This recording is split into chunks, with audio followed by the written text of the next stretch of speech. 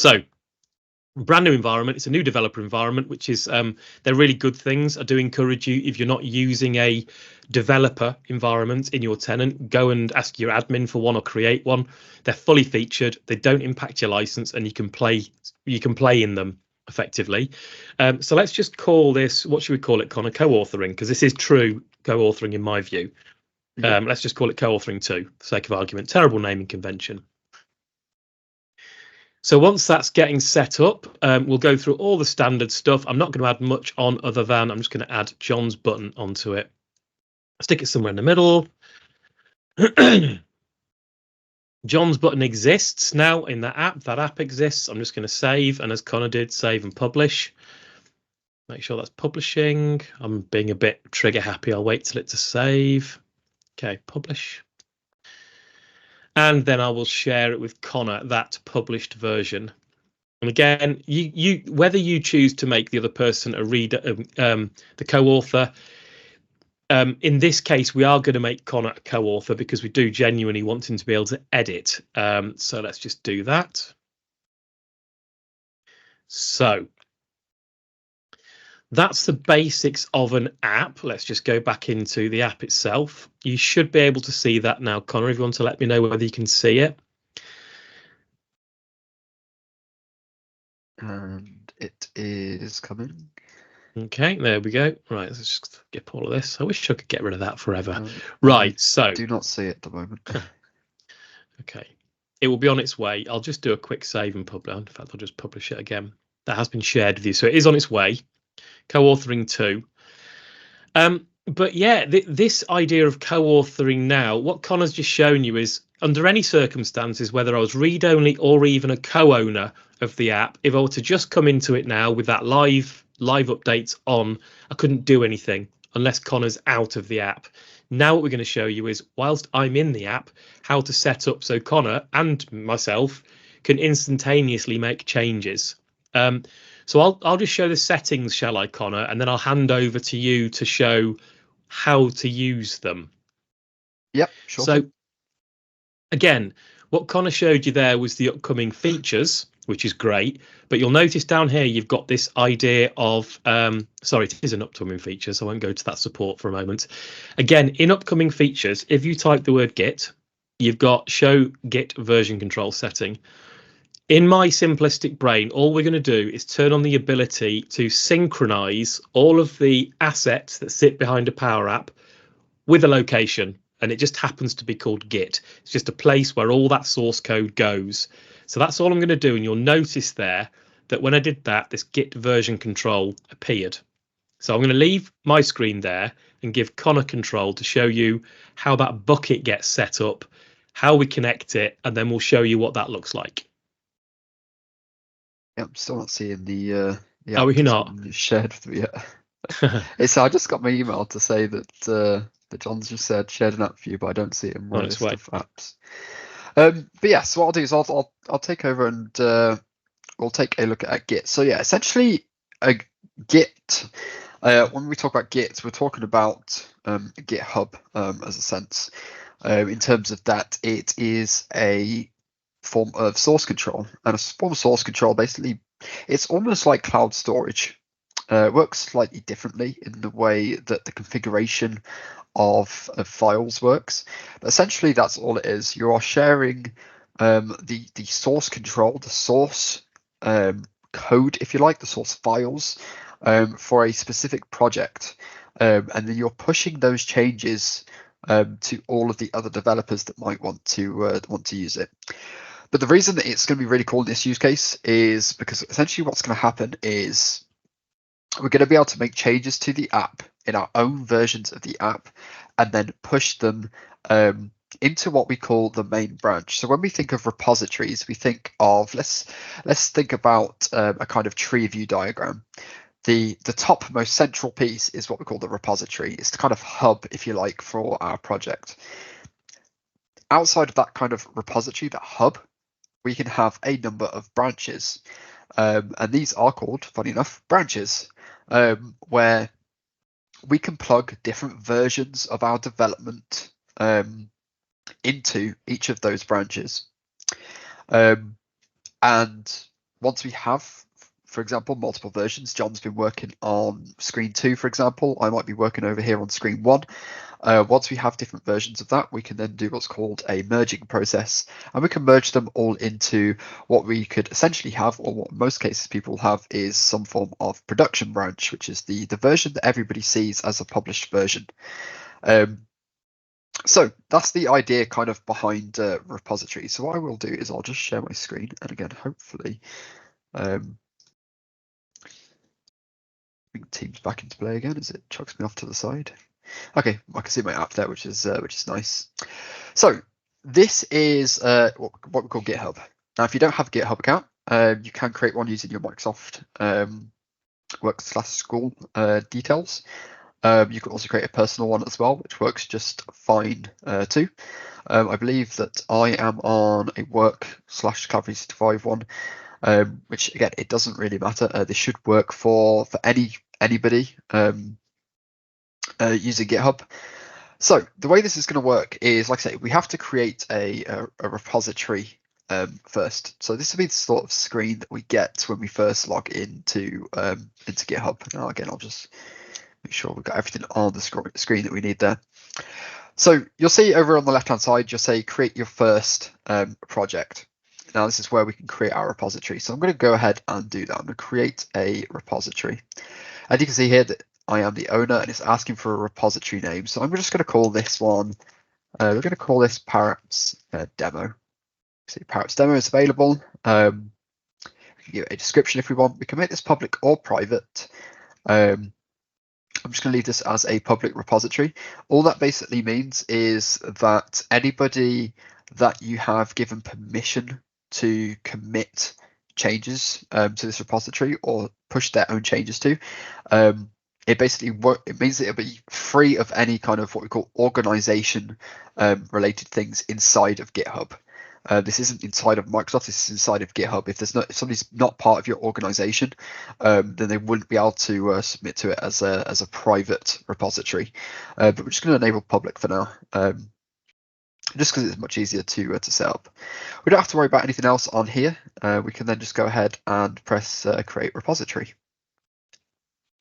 That takes a few seconds to set up, but we then get greeted with this page here. So what I'm going to do is I'm just going to go ahead and I'm going to open up this co-authoring 2 app here, which is one that John's just created. I'm going to go ahead and press edit. Now he should have already configured now the settings to show you that Git, those Git settings inside of Power Apps. So we'll just give it a few seconds to load. And again, I can see John's button, I can see John inside the app. So what I'm going to do is I'm just going to come up and over to the settings. And we can see that Git version control has already been enabled. John's already enabled that for us. So it says to use Git version control of this app, you need to connect to a Git repository. So that's what we're going to do. We're going to press the connect button. And you can see it's asking for 3 things. The Git repository URL is asking for a branch and a directory name. So the Git repository URL can be found from your repository homepage. So the way you get to that is if you're on the GitHub page over here on the homepage, you can just come and find your repositories. You can see this one here, which is my username, Connor Cloud365, and it's called /Paraps Demo, which is the name of the repository. And then we get the URL literally up here from the URL in the address bar. So I'm going to copy that and I'm going to paste this into the Git repository URL here. Now, just to make sure as well that you do have the HTTPS :// in front of the URL, or this won't work. So in terms of branch, what do we want the branch to be? Now, again, we could perhaps create multiple branches or have various different branches that we'd like to kind of work on. So let's say, for example, me and John are working over on, I don't know, perhaps we're working on one of the form screens to allow people to submit information to a database. Then we could have our own branch for that, specifically for that sort of task, or perhaps for that stint of work that we want to do. And then again, if we've got other people that are working on other parts of the app, kind of separate to what we're working on, you might perhaps have different branches for that as well. But just for the sake of purpose, we're going to be using what's called the main branch. This is the branch that sits below your kind of master branch. Your master branch is the one where all the changes from all of the branches inevitably go into. So the main branch is the one that I'm just going to be working with today. So under the branch, I'm just going to type in lowercase main. And then under the directory name, this again, it doesn't really matter too much. This is entirely kind of your preference, but this is essentially just a folder that your whole entire Parapps project gets placed into within your repository. So for example, I'm just going to call this one, we know that we're working in Parapps, I'm just going to call this app. And I'm going to press apply. Now, the next thing it's asking for is a username and a personal access token. So you're probably wondering now, where do we find this? So the username is your username inside of GitHub. This is the username that you set when you create an account. And you can get this just by coming up here and copying that from there. So I'm going to copy this into the username. Now, the personal access token, this is something that's a little bit tricky to find initially, but I promise you it's a nice, easy place once you remember where it is and you've done it for 3 hours straight. This can be found under the settings of your account. So over here under my user icon in GitHub, I'm going to come down to settings. And if we scroll all the way down to the bottom, on the left-hand side, you'll see developer settings. And then under developer settings, you'll see personal access tokens. Now, specifically, we're looking for the tokens classic here. The fine-grained tokens is for something slightly different. You can see I've got a bunch of various tokens here, which I'm not going to worry about at the moment. I'm just going to generate a new token. So I'm going to come up here to the top right and press generate new token and say generate new token classic. So we can give this token a new name, and we're just going to call this Honor Demo 1. And you can set an expiration, how long this token lasts. 30 days is fine. And just for the sake of demoing and make sure we have access to everything, I am just going to give this access token access to be able to do things like read and write and delete from the repository. So I'm just going to tick all the boxes here and press generate token.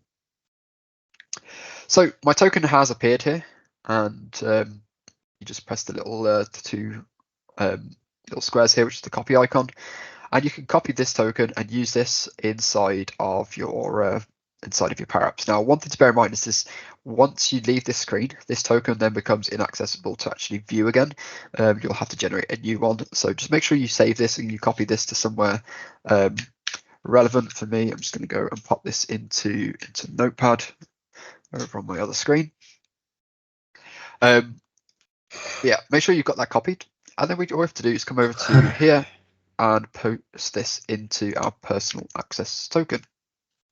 So we've got our username, ConnorCloud365, and our personal access token is the one that I've just used there. So I'm going to press sign in. So it says the branch was not found in the repository. Would you like to create a new one?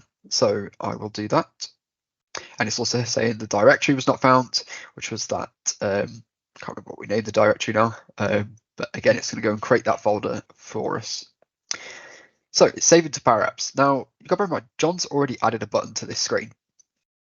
So essentially what's going to happen is it's going to be pushing that information already and updating that repository with all of this app information. So you can see here that our repository has been connected. I'm going to press close. And you'll notice up here that we have a new icon, and we'll get to that in just a second. But what I do want to show you is if I go back to my my GitHub repository now, and let's make sure that we are under the main branch. So again, this is just a bit of a UI thing to bear in mind when you come here and you don't see it for the first time. Like I say, we're under that master branch at the moment. If you remember, I said that we were posting to the main branch. But what you're seeing here is a new commit, which basically means that new information or new files have been submitted. And we can see here that we've got that directory called app, which I created. And inside of here, you'll see all of the information about your Parapps, such as the manifest, the source, and the packages, of everything that's included in your app, from things like buttons to text labels to data sources. All of that sort of information will be stored inside of here, and you can access this. But we don't need to look at it from this perspective, because all we're really focused on is being able to actually use this information and actually be able to edit the app using the information that we've got inside of here. So what I'm going to do is I'm just going to obviously make sure that this has been saved and published. It just says save into Power Apps, because obviously the reason I'm saving here is because I've just updated that new Git directory information inside of Power Apps. That kind of needs to now be available to John when he comes in here as well. So if John gives his app a refresh without saving, because it'll overwrite what I've done, John gives his app a refresh, then he should see again that icon in the top right. Right, so I'm now sharing my screen as you've now set this up and you've configured it to Git. Now, one thing that is worth pointing out is I'm going to go into this and it's now going to ask me for some credentials. And this is where we spent a bit of time toing and froing, didn't we, Connor? I have a belief, and I'm going to test it here, that all this is really saying to me is, do you have the ability to use GitHub? And if so, give me the token that proves that you're valid. So I have a whole bunch here, and I'm going to try not the one that Connor set up for himself. That there are various different blogs out there, and one of the blogs suggests that you can use a shared username and token. But I'm just going to see and prove whether this works with my own token. Yeah, well, it's be interesting to see. I don't think it will. Because I just missed a step. Did you? Important step. Did you not approve me on the repo? Yep. Okay, so that's fine. I'll quickly just go through that real quick. I'm just going to take your screen control. I knew there's going to be something I missed today. Well, interestingly, Connor, I mean, yeah, you're probably right. If I try to do this, it will tell me you don't have permissions to commit, right? It's looking likely, but you can try. I'm going to try it. Yeah, good. Okay. Yeah. So that's a really good one to know. So I am trying to connect as myself, my own identity. I'll give you permission back, Connor. Yes, that's something we discovered amongst the 4 hours, wasn't it? I mean, we can get around that if we shared the same Connor DC test, whatever you set yourself up as, and the token, we'd all be good right now. Yep. So I hope you can still see my screen. One of the important things was actually being able to make John a collaborator for this repository. So we've done that inside of apps and inside of Power Apps. We've given him, we've shared the app with him. He's a co-owner of the app, but he's not a collaborator within our repository inside of GitHub, which means that his token that he has is not going to be granted permissions like you've just seen on his screen when he tried to actually go ahead and edit this. So what we need to do here is we come into our repository. And we come to the settings tab in the top right corner. And then under settings, you'll find collaborators over here on the left hand side. It should be at the top. And this is where we can add people. So I can then just go and type in John's email address. So john.mandeville@collab365. And again, make sure I type this correctly. And just to clarify there, that is an account in GitHub that I hold, which I have my own access token for, so my own approval, effectively. Kelly has her hand up, I think. Yeah, I'll get to questions in just a second. Cool. So yeah, as Sean's mentioned, so he already has a GitHub account. So you do need to have everybody in your organization that's going to be using GitHub to do this have a GitHub account. And you'll also need to go through this process of making sure that they are collaborators within your repository. So I'm going to add John to this repository. He'll get an email, and you can see that it's pending an invite at the moment. And once he approves that in his email, the status of that will change. But one thing to point out as well is what John's just mentioned is he will also have to create, which I believe he's already done for the purpose of this demo, a personal access token as well, which is what he will use to get into the app. So all that's really happening here is that this collaboration process inside of GitHub, which you're seeing on my screen, is allowing this user access to this repository.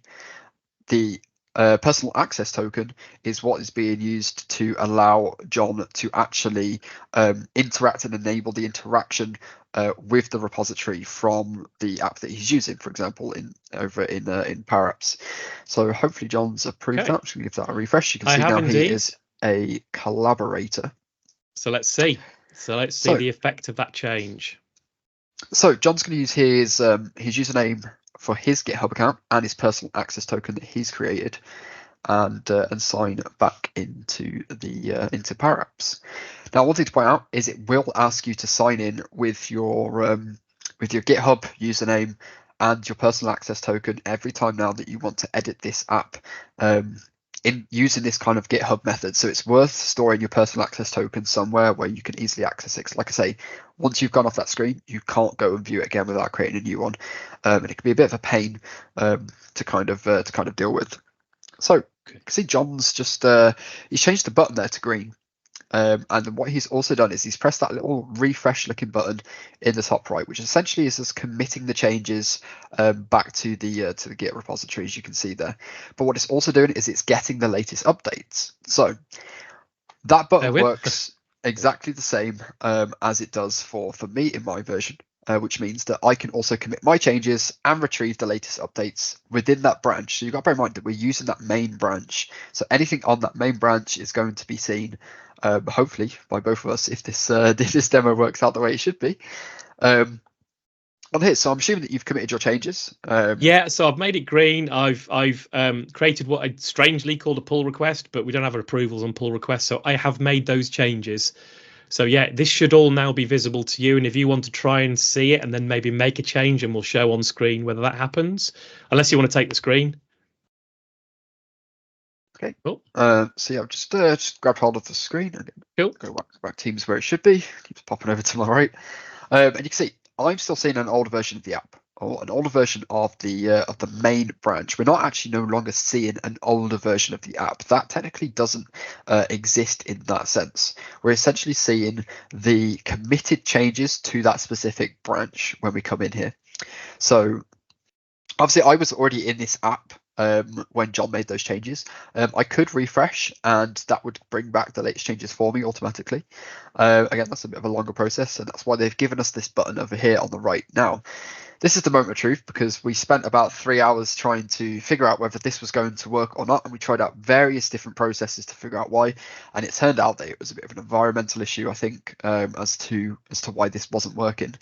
So what I'm hoping to see is me pressing this button, and it will update the app with the latest changes, which it then does. So I can now see that John's changed his button to John's button, and we can work on this app simultaneously. The only downside, you don't see exactly where everybody is. You can't see who is editing this app at this point.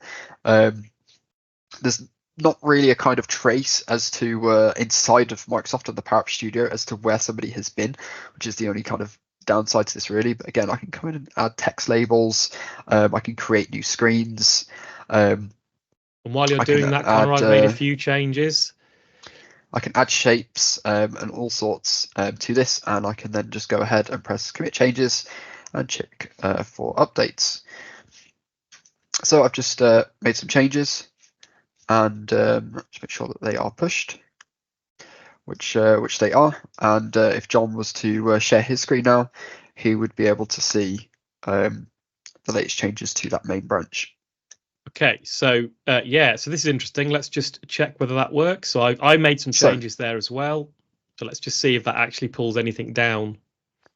What we're going to see is a merger of both. So we can see that my text labels appeared now, and his two text labels have appeared. And again, you can't see my screen. I'm not going to keep switching back, but I'm just going to do a refresh now, and I can see his two yay boxes that he's got there. I can see my text and everything kind of updating in real time, which is nice. I say real time, you do have to press the button obviously to actually be able to see it. Now, one thing I just wanted to point out before we move on is that I said that there's no real trace as to kind of what's going on here, and I sort of lied about that. There is, but it's not in the place that you would expect. So what I'm going to do quickly is I'm just going to share my screen again real quick. And what you would tend to see if I go to the Power Apps dashboard, what we'd usually see is, for example, under an app, if we go to, I believe it was the details, you can see like version history. In fact, you are seeing, which I didn't realize was a thing, you are seeing his changes as well. However, you are still seeing the published version, which is this one here. But But yeah, you're very limited to what you can see. You can see who's made changes, and the version, which essentially becomes new version every time changes are made and committed. But if you want to go more in depth to kind of see this, if we go to our Power Apps repository and we go to the branch that we're working on, which is the main branch, and we dive into, I believe it is, if I just remember which one I'm going to, the main branch. We can see this branch is 12 commits ahead of the master. So we can go and have a look at all of these individual commits. So we can see any commits that John's made, because obviously he's signed in using his account. This is why it's important to have those separate accounts with those separate personal access tokens. And that way you'll get this information back of who's actually working on your app, who's actually making the changes. So for example, I can come into one of here, and again we're looking at the kind of raw JSON source code here, but we can see everything that all of the changes and adjustments that have been made. For example, we can see that buttons have been added to the screen, and again this is just in the kind of the back end of how Power Apps actually sees those buttons. We can see new screens were added here, and the kind of position of John's button, for example. But we can see all of that information. We can see everything that John has done, all of the commits that he's made to that repository. So yeah, you do have quite a lot of kind of accountability to see who's really working on the apps, who's making the changes. In some cases, who's completely messed up an app and needs a talking to. Yeah, I mean, so you've really touched on something there, Connor. What you've seen there is, yes, there is great capability, but one thing we've discovered is that practice has to go around that. So to your point about not knowing where someone's making changes, as a team, it's really important to think about where you separate your work, where you can collaborate, but if you're all doing the same screen and the same apps, the same controls, then it's going to be a mess. So you have to have that conversation about where your work will go, where someone else's. The other thing to note is that you can change the text files in the source repo, and it can change things in the Power App. So you could just change the button name via one of those items on screen, and it will change the app for everybody. So there is a great degree of care needed, I think, which is a session we went to, wasn't it, Connor, by Feline? And I will try and dig out if she ever has a recording as to how her team overcame this. But it's a really interesting process, but one to treat with care. So another thing that I just want to quickly touch on as well before we round up and off at the same time. Let's round up and off, shall we? That's gymnastics terms, but yeah. Is obviously the fact I mentioned about branches. So obviously we're working in the main branch. We knew that inside of Power Apps when we set that up. For example, this master branch here, you don't have to use this. You can use a branch if you're choosing. Perhaps you might want to call this the published branch. This could be essentially where all of those final builds from all of the other branches kind of come in and get merged into one kind of final production ready app. And that's the way that GitHub is really designed to be intended. And that's where you can kind of use this compare and pull request. Where you basically can review everything that's happening between two branches and make that merge happen. So you've got a lot of control within GitHub to be able to do that. And I know that Azure DevOps also has this sort of process which you can do as well. But maybe that's a demo that we'll show you at a later date. But yeah, if this is interesting to you, then give it a go. Have a play around with your colleagues, have a go building an app together, get to grips with GitHub, because it's a very powerful tool. And yeah, one thing I did forget to mention as well is, spoiler alert, this works cross-tenant as well. It's pretty massive, that, isn't it? You can deliver this. You can connect somebody up to a GitHub repository, and they can use your app, and they can develop with your app, can't they? Which is incredible. You can see each other's commits and changes in whenever you press that button as well. If I'm in a completely different tenant in a completely different environment, as long as I've set up to connect to the repository that John is, we can share and work collaboratively across apps in completely different tenants, which could open up a whole new set of opportunities for us at Cloud 365 to work with you guys on projects and things in the future as well.